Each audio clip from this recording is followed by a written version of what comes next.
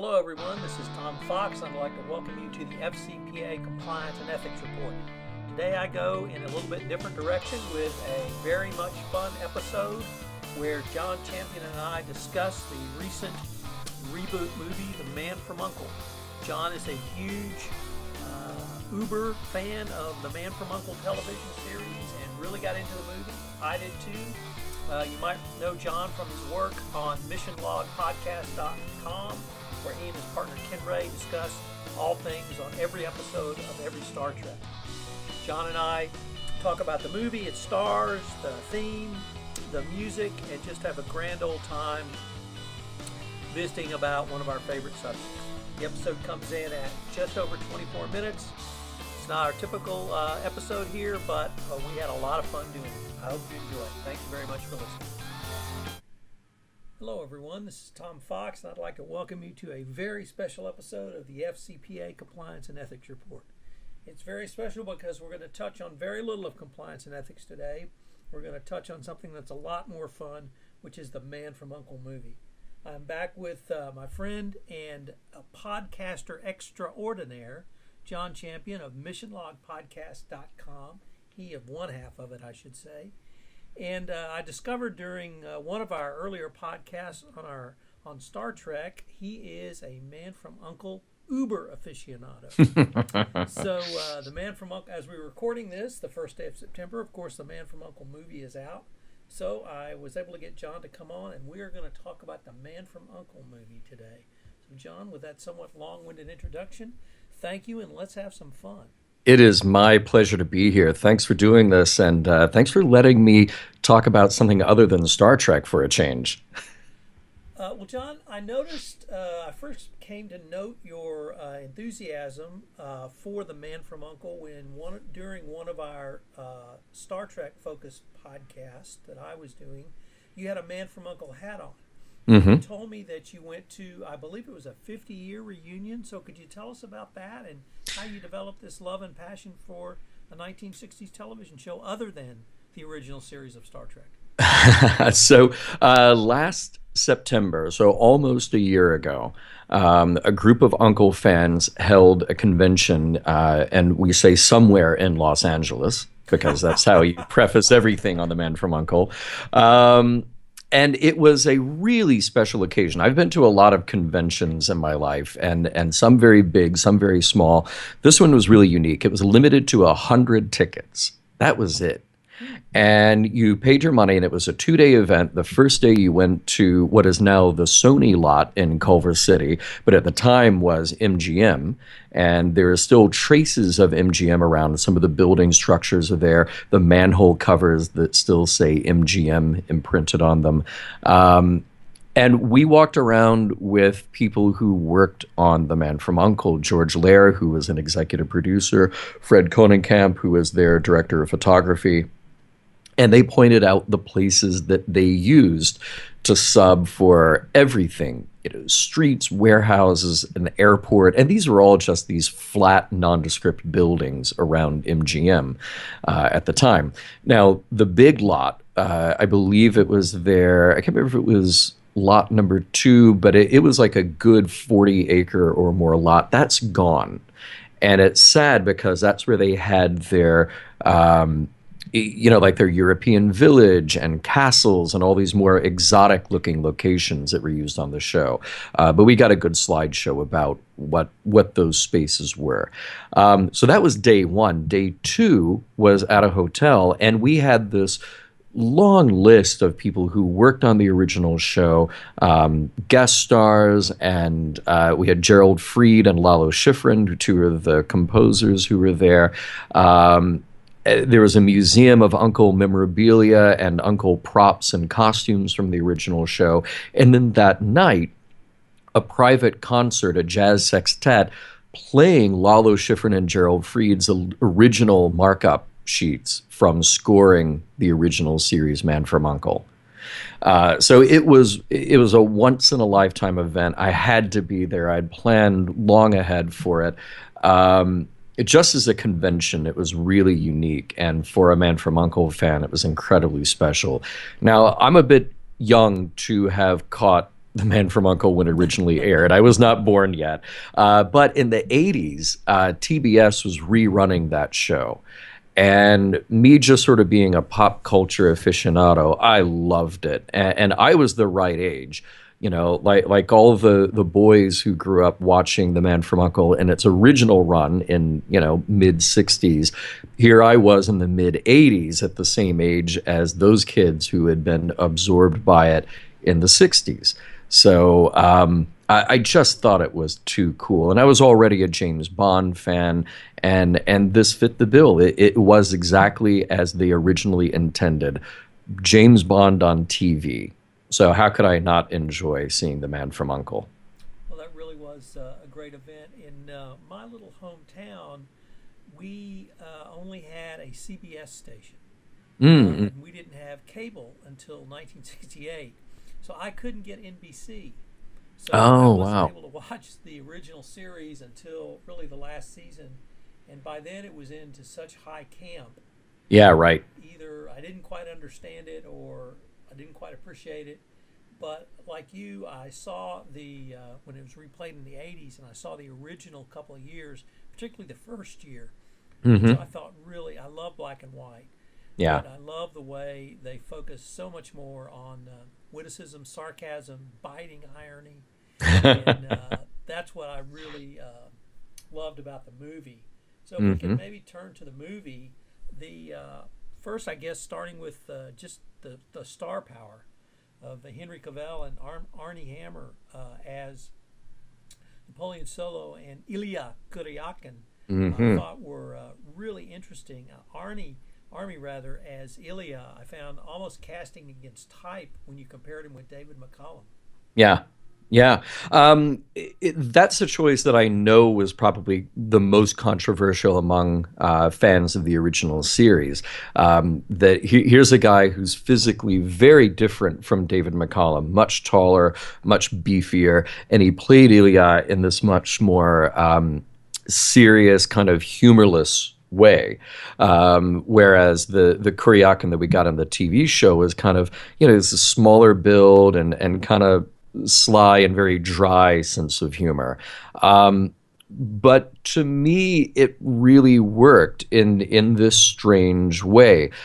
I really like it when people reinvent something for a new audience. There are things about the original Man from U.N.C.L.E. that you can watch and enjoy through a nostalgic eye. But when you are creating something new for a new audience, the nostalgia only gets you so far. And you have to allow actors and directors and writers to give it their own spin and do what's right for the story that they're telling. And I feel like Armie Hammer, given that freedom to kind of reinvent the character to fit his portrayal, um, it may feel very different, but I felt like the chemistry was something um, that still in some way honored the original.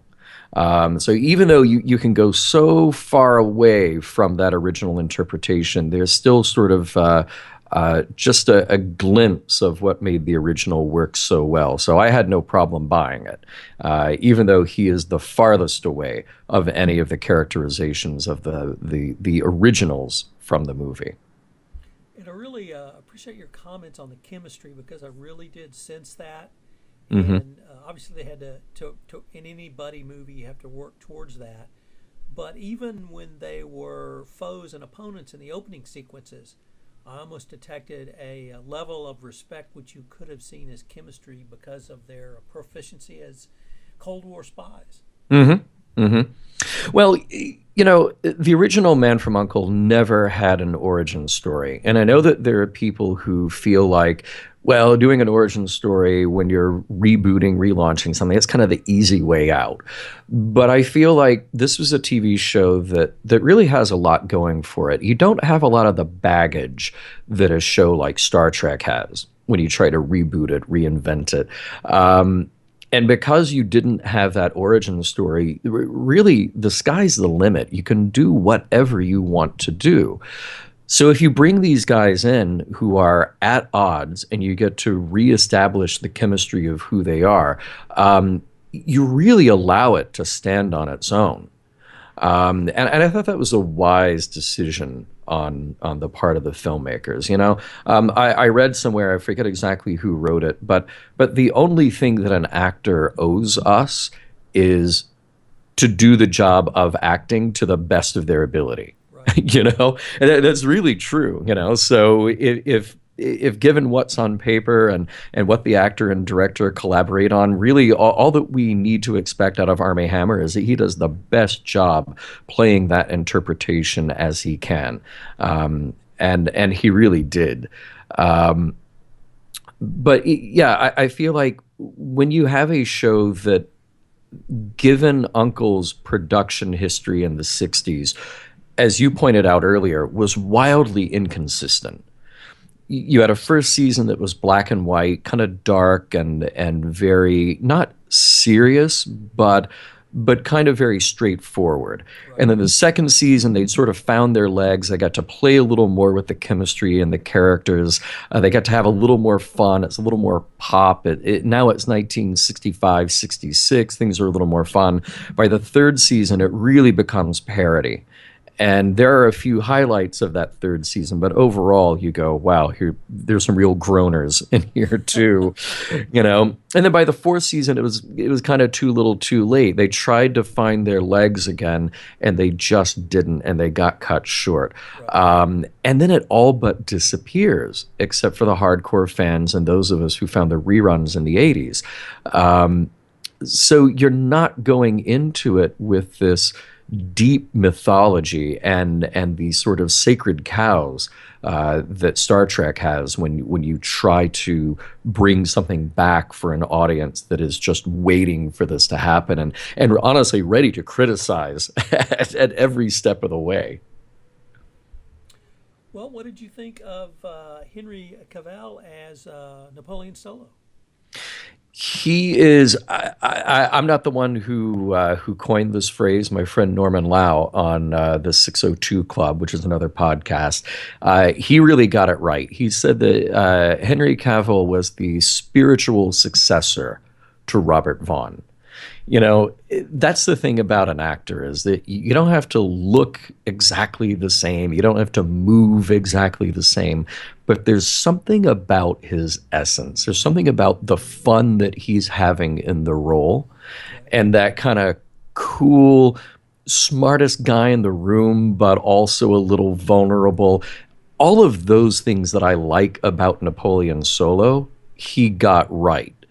And I've got mad love for Robert Vaughn. I'm a Napoleon Solo fan. Uncle fans are usually split right down the middle between, are you a Napoleon Solo fan or an Ilya Kuryakin fan? I was a Solo guy.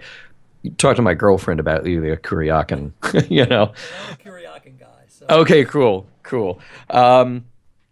But there was something about that essence of how Solo is in a scene, sort of tongue-in-cheek, and that's the trick to Uncle. It's tongue-in-cheek, and it's light, but it's not parody when it's at its best. When Uncle was at its worst, it was parody. But the idea is to strike this balance of saying, okay, we're doing something a little more fun, a little more lighthearted than James Bond. Come along for the ride. And Henry Cavill hit that tone, I feel, just exactly right. I thought he was just magnetic in the movie. He really made it, and he really just stole a lot of the scenes that he was in.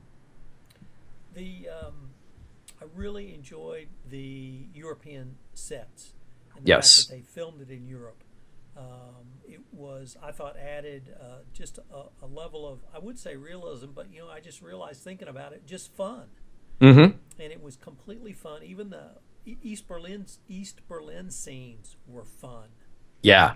And that's something that you never did in the 60s on The Man from U.N.C.L.E. Now, I Spy did it, where they would actually go from location to location, but Man from U.N.C.L.E. was entirely shot in Southern California, and they made great use of stock footage.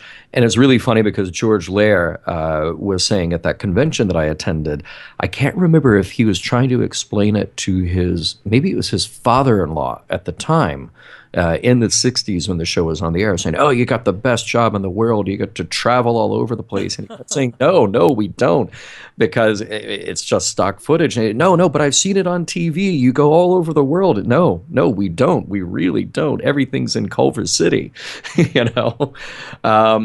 But being able to do that on a big budget on the big screen and really give a lot of flavor you can't get by shooting locally, they achieved very nicely. And I have to say, a lot of that stuff with East Berlin, so even though they were shooting in Europe, you still had to supplement a lot of that with CG effects to get the right look. Where you take cars off the street, you add vintage cars, you kind of dull down some of the buildings, you adjust the lighting, and when it's done well, it's seamless. And that's what I really liked about that. The opening shots of the new movie, where it looks sort of like a newsreel, and then you see that red line that shows the delineation between East and West Berlin, really just draws you right into the perfect expression of time and place. So I thought that was perfectly done. Alicia Vikander Hmm. as our love interest, ingenue and all around very interesting English spy girl. Yes, we can't give away too much. But I will say this, it's a throwback to an idea that Uncle did a lot in its first two seasons, and it shows up more sporadically throughout the rest. But one of the formulaic things about the original Man from Uncle was the innocent. The idea that Solo and Kuryakin, on whatever mission they were involved with, would have an innocent, and it was usually a young woman. But I think one of the best innocents they ever had was William Shatner in the Project Strygas affair. It's a lot of fun, that episode from season number one. But they kind of did that with the new movie. They introduced this character, Gabby Teller, played by Alicia Vikander, and then they turned that idea on its head, which I thought was a very clever thing to do. And Right. that's all I'll say about it. There were a couple of things else. I have to say that the person who filled the role for me the Hmm. best was Hugh Grant as Mr. Waverly. Yes. I just thought he was perfect as Mr. Waverly. Yeah. Of course, the original Alexander Waverly was played by Leo G. Carroll, a fantastic character actor in the 30s and 40s and 50s, and he was getting on up there when he was doing the original series. And he lends such a kind of a warmth. He's sort of like the lovable grandpa of Uncle, you know. And there are times that he sort of gets the sly one-liner, sort of deprecating against Solo or Kuryakin about the job that they're doing. But you got to reinvent that a little bit. Hugh Grant, what I like, Hugh Grant is an actor who is aging gracefully. I think he was at his peak maybe 15 years ago in terms of just being that household name. Right. Um, and it's really nice to see him in a role like this. He's a little older, a little more sophisticated. He's got to be the smartest guy in the room when you put him in a room with Solo and Kuryakin and whomever else. Um, and it's just nice to see him having fun with it. And this new uncle using a Guy Ritchie technique where he'll play a scene and then kind of reverse it and show you what you missed. That lands very nicely with Mr. Waverly a couple of times. And I would be remiss to say that Hugh Grant's eyebrows are better groomed than Leo G. Carroll's. But I love both actors, and it's a critical role to the structure that is Uncle, even though Alexander Waverly usually plays a relatively smaller role in whether it was in an episode or now in this movie. Right. And then there was one thing, and you touched on it when you talked about the convention you went to, which was the musical score. Hmm. 3/4 way through the movie, my wife leaned over and said, "This music is unbelievable." And Right? it was. I don't want to say it was the highlight of the movie for me because it probably wasn't, but I thought it was just one of the best movie scores for that movie with that music that I have ever seen put together. It encompassed. It was certainly '60s. Hmm. They had a definite jazz influence, but it was way beyond simple American jazz. Hmm. Yeah, I mean, if you go back and you listen to the original scores, the stuff that Lalo Schifrin did, the stuff that Gerald Fried did, of course, Jerry Goldsmith kind of laid down the groundwork for Uncle. He created the theme song and a lot of the melodies that you hear then sort of reused throughout the series. But the instruments, you've got a lot of bongos and harpsichord and the stuff that lends itself to that 1960s spy period. They captured that perfectly. Daniel Pemberton, who did the score, really captured that perfectly. And it becomes another character in the movie and building this world, this sort of hyper-real, nostalgic, but also very vibrant world of the early 60s. Kind of like Mad Men in a way. Right. Mad Men, you get totally immersed in the time and every little detail of the period. And I feel like the new Man from Uncle does that. Of course, it does it in a fun, lighthearted spy adventure way rather than a serious office drama kind of way. But they do it with the music and they do it with the clothes and they do it with the gadgets. Just everything is a little piece that really sells you on this world that they're in. And speaking of the music, I hope you caught the moment where the original Man from Uncle theme made a cameo appearance. I'm not sure I did. So there is a scene, I think one of the standout scenes in this movie, because it really harkens back to the Kuryakin and Solo relationship, where Solo is sitting in a truck. Right. And that's all he needs to do is sit in a truck. And he's playing with the radio Yep. in that truck. And the Hugo Montenegro recording of the Uncle theme makes an appearance there. And that was something that happened a lot in the 60s. So Uncle was such a huge phenomenon. You had these other musicians and composers doing their version of the theme to get it out there on albums. And so that version, which was pretty popular at the time, that makes an appearance in the movie. It's really quick, but it was nice to hear it in there. Well, very cool. Well, John, I can't thank you enough for this. This has just been way too much fun.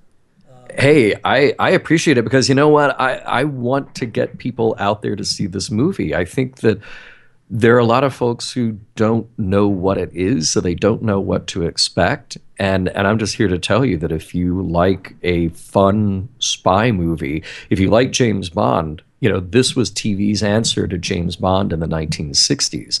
So here we are in the 21st century, and we've got a new way to be sort of additional programming to the spy genre. Well, John, thanks a lot. I look forward to listening to you on your own podcast with Ken. But this has just been, like I said, way too much fun, and we'll look forward to the next one together. Thanks a lot, Tom. Good talking to you as always. Thank you. Hello, everyone. This is Tom Fox again. I'd like to thank you for listening to this special Man from Uncle episode of the FCPA Compliance and Ethics Report. I hope you will come back tomorrow because I'm going to have my month-end mailbag episode. It should be quite interesting, and if you have any questions and you want to get it into the mailbag episode for next month, please email me at tfox@tfoxlaw.com. Thanks very much for listening.